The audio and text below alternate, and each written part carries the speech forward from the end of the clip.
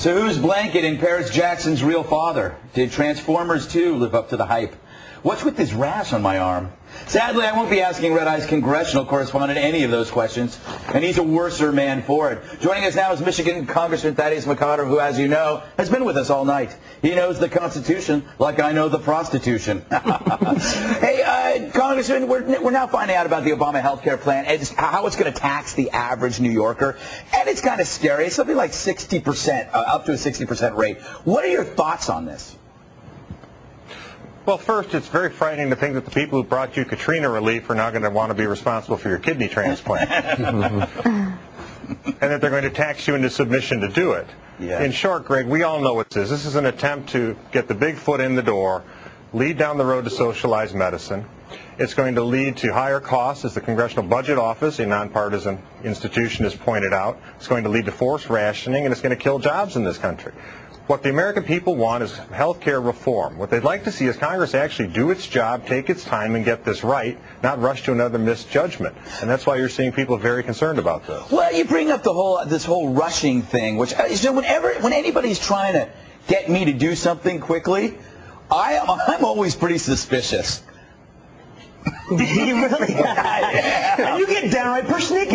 Why are they trying so hard to get this, to ram this thing through, so to speak? Careful. So to speak. Yes. Well, I think the problem is they don't want the American people to know what's in it. Yeah. It's one thing to try to jam something through the Congress so that the members don't necessarily have a chance to read it, and maybe they'll vote for something they shouldn't. But what's really behind this rush is they want to do, much like they did with the stimulus, is pass something as quickly as they can before the American public can find out how this will negatively affect them, and then can let their members of Congress know that they do not want it passed. This is what we saw not only with the stimulus, we saw this with the cap and tax, national energy tax that they passed out of the House before we went on break, and you're seeing this now. And again, Greg, Americans are very practical people. We know we need reform. We want to do the right thing, but we don't want to rush and do the wrong thing. Hey, what did you make of President Obama's pitch during the All-Star game? In all candor, yeah. I thought he looked like a cat scratching a couch. Oh, he looked adorable. He did look adorable. Cat scratching a couch. Hey, I think they're rushing through this because Obama is still popular, and while he's still popular, they're trying to get as much done as possible. Does that make sense? Well, I would take the contrary view, Greg, that it's actually hurting popularity as people have focused on the policies.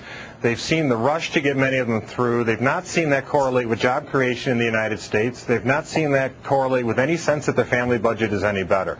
So what I think the president really should have done, starting with the stimulus package, is reached out, work with Republicans, do things in a calm, responsible, deliberate manner, much like candidate Obama came across, and the people would have stuck with it, and we'd have a sense of stability, a sense of governance, a sense that in this chaotic time, the people you elect, not to make things worse, are actually doing their job. Hey, I want to move on to the Supreme Court nomination hearings. Why are senators so boring?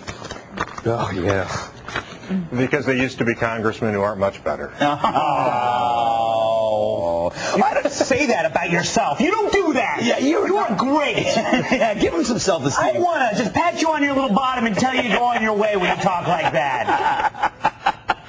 It's my first name. I'm scarred. Why are their questions so long? Remember when Biden had one that was like 12 minutes long for Alito? I mean, what are they thinking?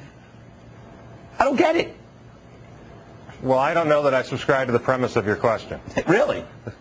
That there's thinking. Well, but even what about Franken? He made a conscious effort throughout his entire campaign to be about as funny as death. And now that he's been elected, can't he mix it up a little bit? Is he still big? He did. He tried to make a Perry Mason He had one joke, and it wasn't that great. It was a Perry Mason. It would have been great in 55. Why is he not? It wasn't that great, Bill? You mean as opposed to his entire comedic career? That's a good point. It's a good point. Stuart Smalley lost me. Hey, last question. What did you make of her performance? Sotomayor. Oh, I think that she's doing what all the judicial candidates do. We've watched President Bush's nominees go through. We're now watching the first of President Obama's.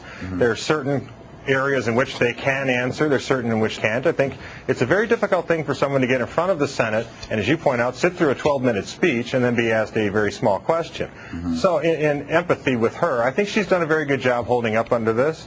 And I think that in the end, she's acquitted herself very well in terms of how her character as to how she's portrayed herself. All right, very good. We must move on, Congressman McCotter. Thank you for your patience in answering my questions. You will receive a short prize afterwards. Short. Very short. Me? You already have a comment on the show. Email us at redeye@foxnews.com.